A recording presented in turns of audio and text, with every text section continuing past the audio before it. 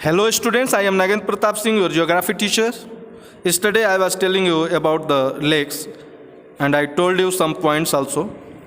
Today I am going to start the new and next para of topic lakes. See, India has many lakes. These differ from each other in the size and other characteristics. Most lakes are permanent. Some contain water only during the rainy season, like the lakes in the basin of inland drainage of semi-arid regions. There are some of the lakes which are the results of the action of glacier and ice sheets, while the others have been formed by wind, river, action and human activities. जैसा कि आपको भी मालूम है कि भारत में बहुत सी झीलें हैं, लेकिन ये सारी झीलें एक दूसरे से आकार और अन्य लक्षणों में भिन्न हैं। अधिकतर जो झीलें हैं वो अस्थायी होती हैं तथा कुछ में केवल वर्षा ऋतु में ही पानी होता है। जितनी झीलें हैं उसमें अधिकांश जो झीलें हैं उसमें अस्थायी होती हैं और हर समय पानी रहता है, लेकिन कुछ जो लेक्स हैं जो inland drainage semi arid region के अर्ध शुष्क क्षेत्र के जो इनलैंड ड्रेनेज के बेसिन में लेक्स हैं उनमें हमेशा पानी नहीं रहता। सॉरी, एक बार और ध्यान से आप सुनिए।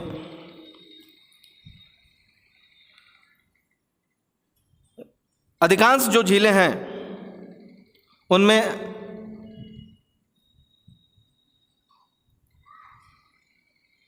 अक्सर पानी रहता है, लेकिन कुछ में केवल वर्षा ऋतु में ही पानी होता है। जब वर्षा ऋतु होगा तभी उन झीलों में पानी होगा। जैसे अंतर्देशीय अपवाह वाले अर्ध शुष्क क्षेत्रों की द्रोणी वाली झीलें हैं। यहाँ कुछ ऐसी झीलें हैं जिनका निर्माण हिमानियों एवं बर्फ चादर की क्रिया के फलस्वरूप हुआ है। यहाँ कुछ ऐसी भी झील हैं जिनका निर्माण ग्लेशियर यानी हिमानी, आइस शीट, बर्फ की चादर, इन दोनों की क्रियाओं के फलस्वरूप, action of glaciers and ice sheets, Himani और बर्फ की चादर की क्रियाओं के फलस्वरूप कुछ झीलों का निर्माण हुआ है, जबकि कुछ अन्य झीलों का निर्माण वायु, नदियों एवं मानवीय क्रियाकलापों के कारण हुआ है। इसमें दो तरीके से झीलों का निर्माण हुआ है। एक जो आपका ग्लेशियर और आइस शीट के एक्शन के द्वारा यानी हिमानियों एवं बर्फ की चादर की क्रियाओं के फलस्वरूप, और दूसरा जो है वो विंड, हवा, वायु, रिवर्स, नदियाँ एवं ह्यूमन एक्टिविटीज़, मानवीय क्रियाकलापों के कारण हुआ है। A meandering river across a floodplain forms cutoffs that later developed into oxbow lakes. Speeds and bars from lagoons in the coastal areas, example the Chilka Lake, the Pulicat Lake, the Koleru Lake. Lakes in the region of inland drainage are sometimes seasonal. For example, the Sambhar Lake in Rajasthan, which is a saltwater lake, its water is used for producing salt. एक विसर्प नदी बाढ़ वाले क्षेत्रों में कटकर गौखुर झील का निर्माण करती है। मेंडरिंग रिवर्स को बोला जाता है विसर्प नदी। फ्लड प्लेन बाढ़ वाले क्षेत्र, कट ऑफ का मतलब होता है काटकर, ऑक्सबो का मतलब होता है गौखुर। तो एक विसर्प नदी बाढ़ वाले क्षेत्रों में कटकर गौखुर झील का निर्माण करती है। स्पीट तथा बार तटीय क्षेत्रों में लैगून का निर्माण करते हैं। जो स्पीट और बार हैं जिनको रोधिका कहा जाता है, ये तटीय क्षेत्र में लैगून का निर्माण करते हैं, जैसे चिल्का झील, पुलिकट झील तथा कोलेरू झील। ये ऐसे झील हैं जिनको स्पीट और बार, जिसको रोधिका कहा जाता है, तटीय क्षेत्रों में लैगून का निर्माण करते हैं, इन झीलों का निर्माण करते हैं।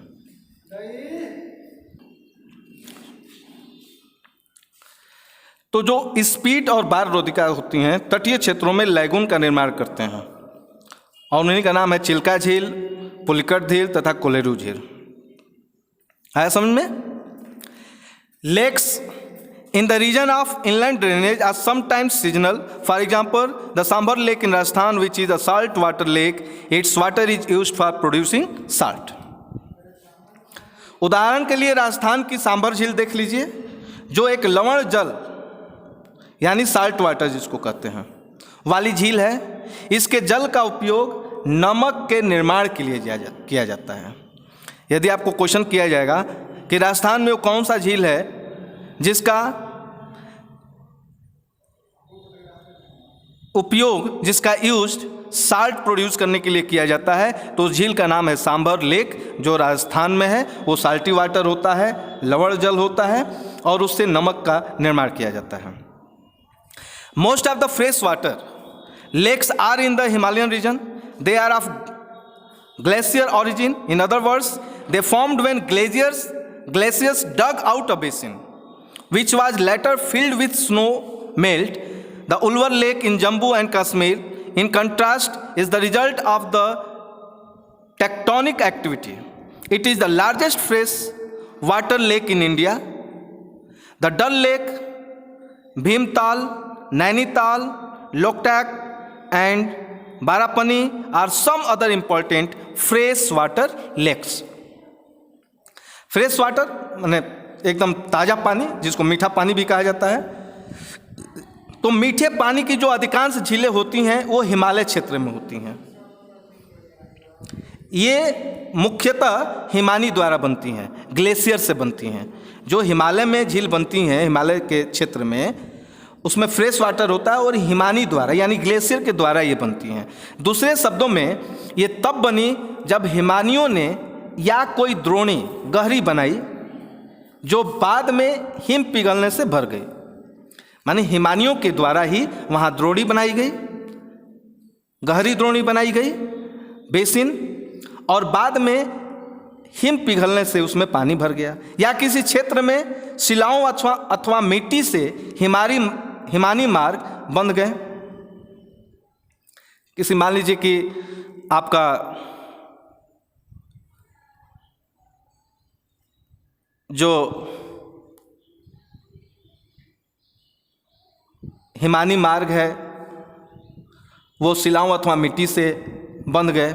इसके विपरीत जम्मू तथा कश्मीर की उलूर झील भूगर्भीय क्रियाओं से बनी है। टेक्टोनिक एक्टिविटी को बोलते हैं भूगर्भीय क्रिया। तो कश्मीर की कुछ झीलें हैं जिसमें उलूर नाम की जो झील है वो टेक्टोनिक एक्टिविटी यानी भूगर्भीय क्रियाओं से बनी है। यह भारत की सबसे बड़ी मीठे पानी वाली प्राकृतिक झील है। यदि आपसे पूछा जाएगा कि मीठे पानी वाला सबसे बड़ा झील कौन है, तो आप बोलेंगे उलूर झील, जो कश्मीर में है। जो जम्मू कश्मीर में उलूर झील पड़ती है वो भूगर्भ क्रियाओं से बनी है, और यह मीठे पानी यानी फ्रेश वाटर वाला सबसे बड़ा नेचुरल लेक है।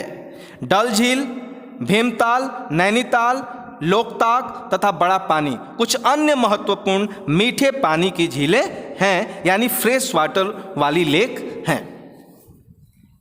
Apart from the natural lakes, the damming of the rivers for the generation of hydel power has also led to the formation of lakes such as Guru Gobind Sagar, Bhakra, Nangal project. इसके अतिरिक्त जल विद्युत उत्पादन के लिए नदियों पर बांध बनाने से भी झील का निर्माण हो जाता है।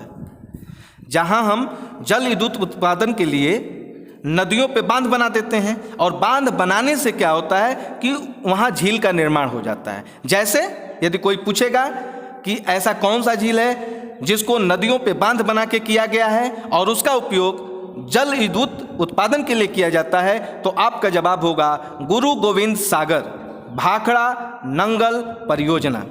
आया समझ में? नेक्स्ट जो है, lakes are of great value to human beings. A lake helps to regulate the flow of a river during heavy rainfall. It prevents flooding and during the dry season it helps to maintain an even flow of water. Lakes can also be used for developing hydel power. They moderate the climate of the surroundings, maintain the aquatic ecosystem, enhance natural beauty, help develop tourism and provide recreation. झीलें जो होती हैं वो केवल देखने के लिए नहीं है, केवल वो सुंदरता ही नहीं बढ़ाती, बल्कि वह मानवों के लिए भी, ह्यूमन बींग्स के लिए भी अत्यधिक लाभदायक होती हैं। एक झील नदी के बहाव को सुचारू बनाने में सहायक होती है। अत्यधिक वर्षा के समय यह बाढ़ को रोकती है। एक नदी में बहाव को सुचारू रूप बनाने में भी सहायक करती है और वर्षा ऋतु में बाढ़ को भी रोकती है, तथा सूखे के मौसम में यह पानी के बहाव को संतुलित करने में सहायता भी करती है। ठीक, अधिक वर्षा हुआ तो बाढ़ से बचाएगी, सूखा मौसम है तो पानी में नदी में पानी के बहाव को संतुलित करने में सहायता करती है, नदी में बहाव को सुचारू रूप बनाने में भी सहायक करती है। ये सारी मानवों के लिए लाभदायक होता है। झीलों का प्रयोग जल विद्युत उत्पन्न करने में भी किया जा सकता है और किया जाता ही है। ये आसपास के क्षेत्रों की जलवायु को सामान्य बनाते हैं। ये जो झील हैं आसपास के क्षेत्रों को सामान्य बनाती हैं, जलीय पारितंत्र को संतुलित रखती हैं। एक्वेटिक मतलब होता है जलीय, इकोसिस्टम का मतलब होता है पारितंत्र। तो ये जलीय पारितंत्र को संतुलित रखती हैं। झीलों को प्राकृतिक सुंदरता व पर्यटन को बढ़ाती हैं तथा हमें मनोरंजन प्रदान करती हैं। तो आपको अब पता चल गया होगा कि ये मानव के हित के लिए, मानव के लिए ये झील कितने कल्याणकारी और लाभदायक होते हैं। इस वीडियो में बस इतना ही। नेक्स्ट वीडियो में मैं आपको role of rivers in the economy, नदियों का अर्थव्यवस्था में महत्व के बारे में बताऊंगा। तब तक के लिए धन्यवाद।